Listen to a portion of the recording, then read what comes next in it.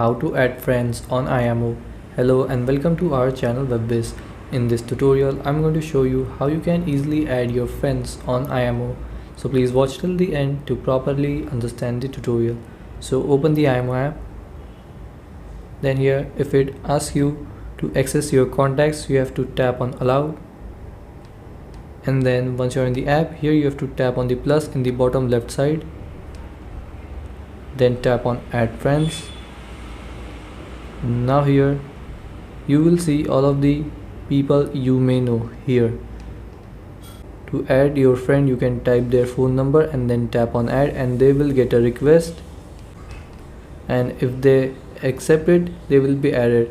So if you want to search by IMO ID, you can tap here IMO ID, and then you can search by IMO ID. And you can also invite friends from Messenger. If you tap here, it will take you to Messenger, and from here you can add your friends. So this is how you can add friends on IMO. Thanks for watching.